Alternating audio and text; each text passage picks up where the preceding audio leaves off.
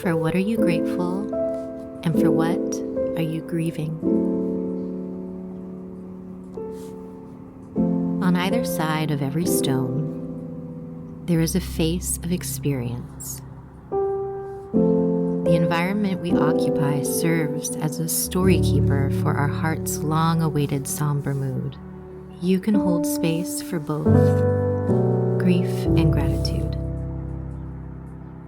Your body allows the time away to form new connections, and sorrowful times come into a holding pattern.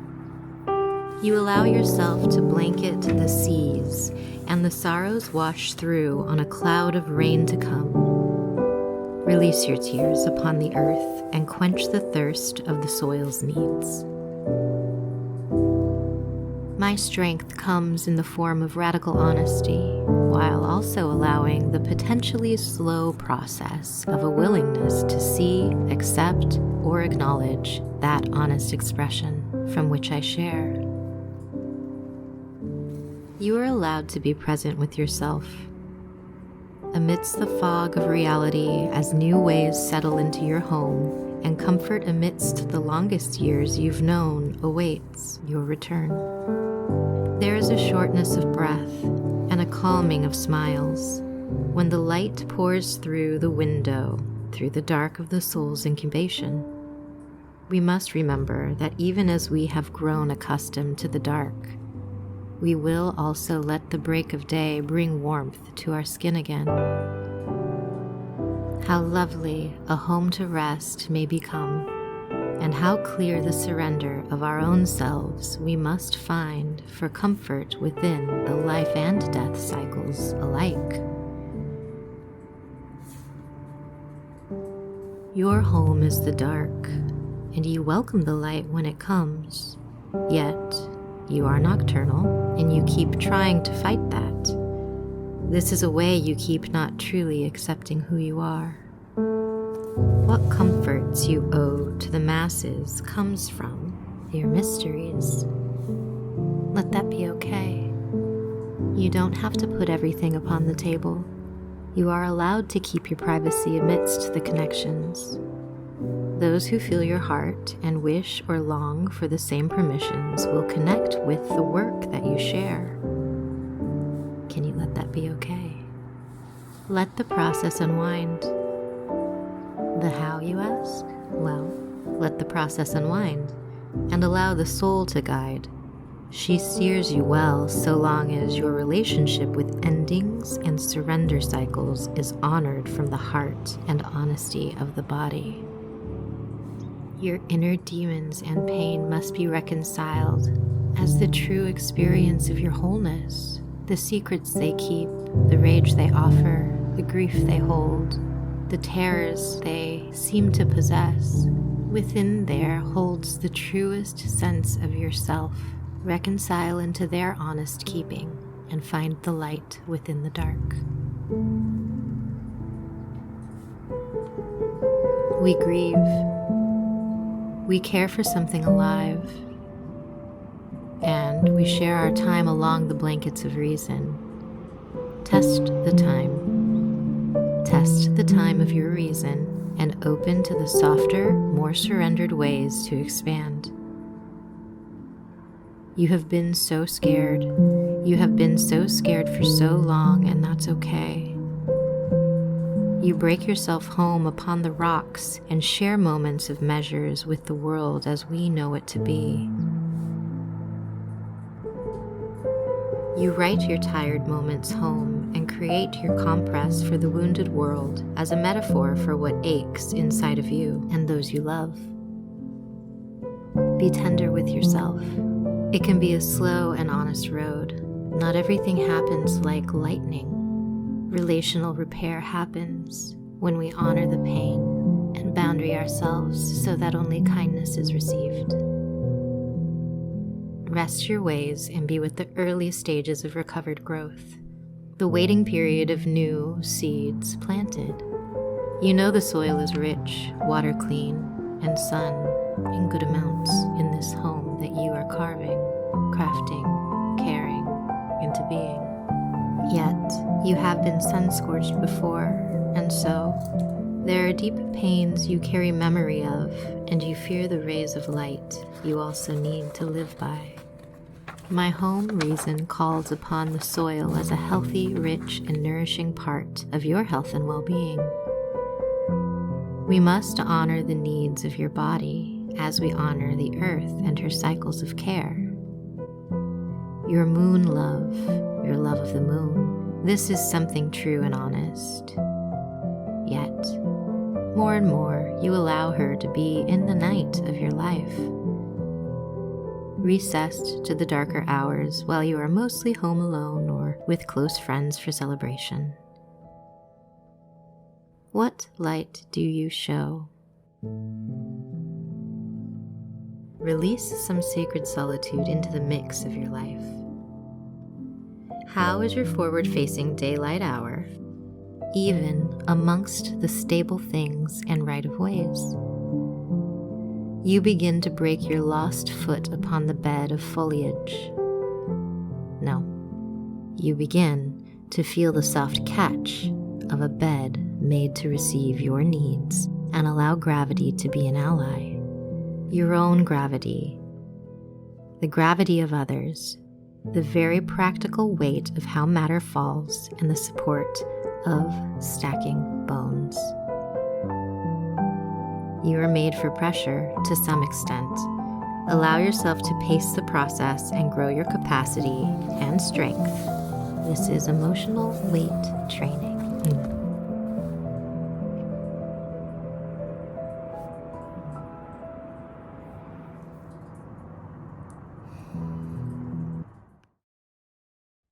Hello, friends.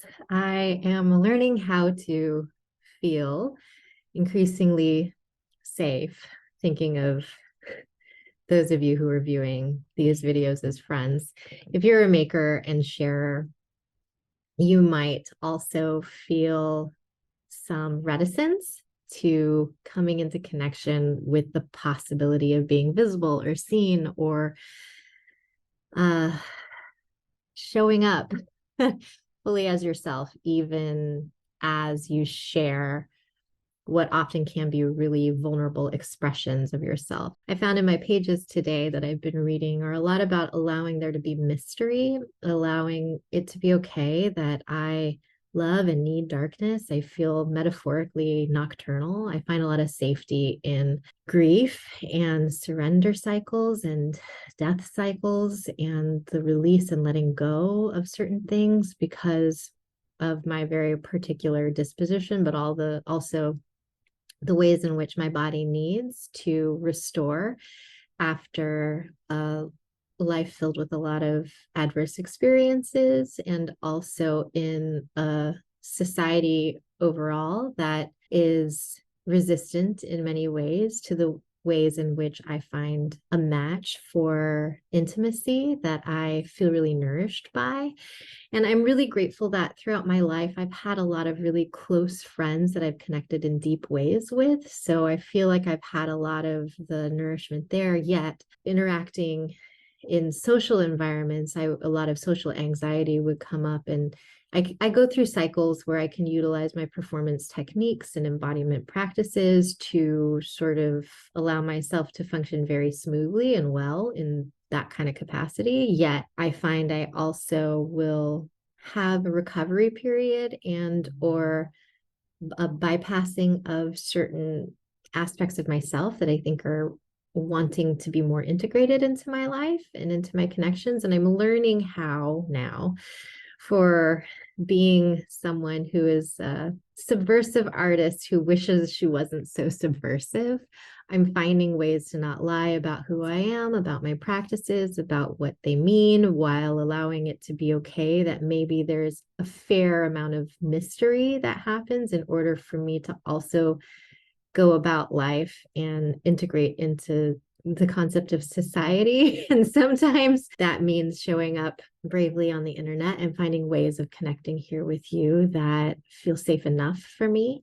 And then inviting you into deeper connection and intimacy through my Patreon. And then for those of you who are wanting your own kind of relationship to how you might navigate in finding your own way through the world, to be able to also beautifully hold space for that for you. And, we all are relational, and it's so important that I have someone that I can reach out to mirror back to me what they see and how I've been making progress and how things have been evolving. And I do have that in a lot of my close relationships. And when I'm learning actually also how to receive that from you, from those of you who maybe I haven't met in person, but because I keep coming back and showing up here, we develop a kind of intimacy. And sometimes I have mirroring from my community here from you, which feels really good to receive. Also, I'm learning how to hold space in wider ways for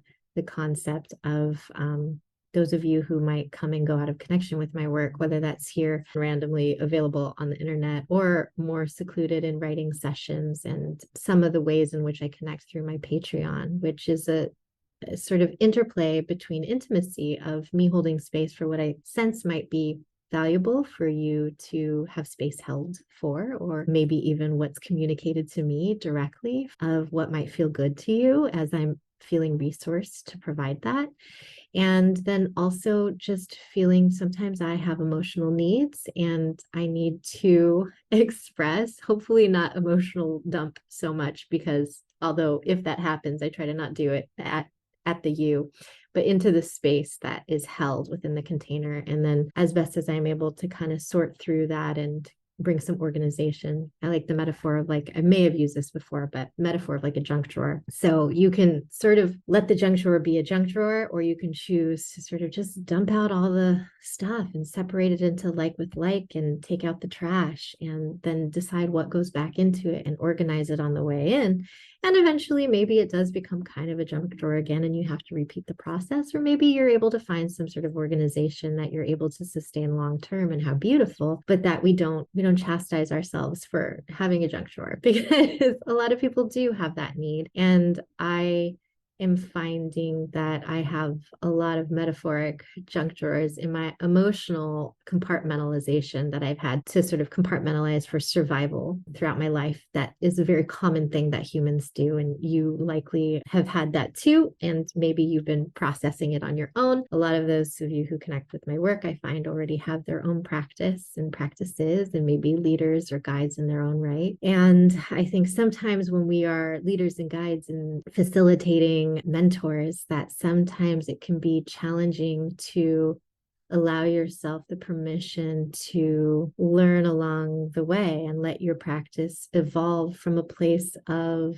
possibility and curiosity, because there's a vulnerable component that comes with that. And when we are guiding and leading, it's often expected and anticipated that we do so through holding safe, secure space. And while I'm saying this right now, but I think I'm kind of processing this for myself too. And while that can be so healing and integrative and wonderful to do, and I absolutely do that for spaces when there is an experience of someone who needs to feel the holding of a container, I'm so happy to be able to do that much of the time. But what I'm also finding for myself is that I want to live into a life, and this journal I'm on right now is all about the life I want to live. I may have expressed to you that I always have some sort of intention or a manifestation at the beginning of a journal, and then I close it out as well. Sort of like in ritual practice, you have an intention, you enter space, you process, you go through, you commune, you do all the things.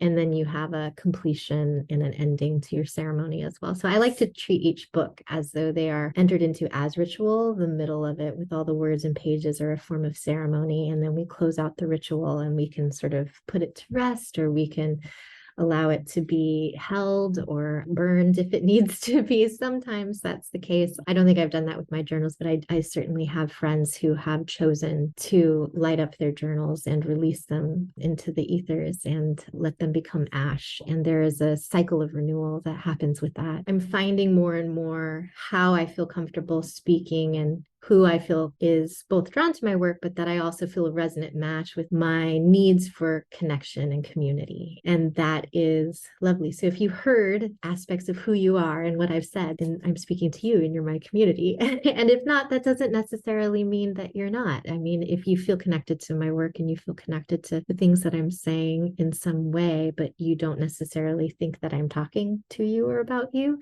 I want to open up the possibility and the invitation that because you're here and because you feel connected, that there is some form of a connection. And as I practice more and more moving and becoming, providing a sort of outward facing persona, which is sort of what happens as I drop little nuggets onto the internet for public witness and view, that there is a different kind of relationship when we are outward facing and interrelational than when we go inward and really connect and commune. And then yet there's also a degree that I think we need to ask ourselves is, do I have to leave behind parts of who I am in order to come forward that are really valuable to me? And that doesn't mean, well, I keep them private or I hold them and I know they're there and they can be there and I can find ways to relate where I just am being tender and respectful of the other person's sensitivities. That's one thing versus feeling like you have to cut off complete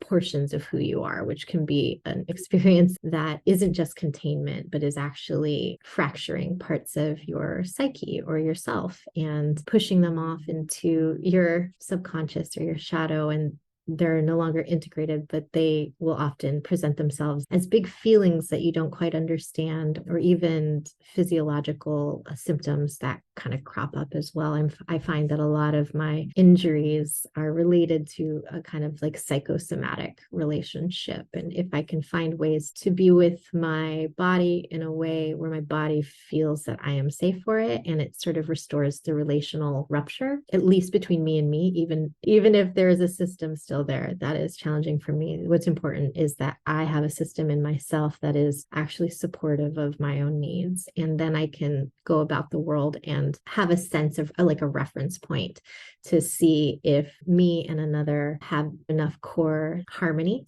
that there can be a nourishing relationship there. So I hope that was valuable for you to connect with through that. And if you'd like to support me and support me coming back into space here on this channel, I would so love to have your patronage. It's a great way to support me. And also, if you need some support to come and connect there too, I intermittently, again, I hold space for me and for you and for the space between us. And then there's honesty, and there's just, it's a bit of a, it's all welcome, but it's also very much centered around coming back into connection with the truth of diversity and inclusion within our own bodies, within our own selves, and then finding ways to be honest about the challenges and the nourishing parts of connection and intimacy and vulnerability and honesty, and the beauty of boundaries and how they can serve us both with each other and with our greater lives and the way we move through the world. So with that, I'm going to leave you this week. I hope you are having a nourishing time and finding what it is that makes sense for you in your life and your body and your sense of care, whether that's creative or romantic or friendship and platonic or familial or just enjoying the breath of life. Just saw a butterfly outside. All right, I'll see you next time.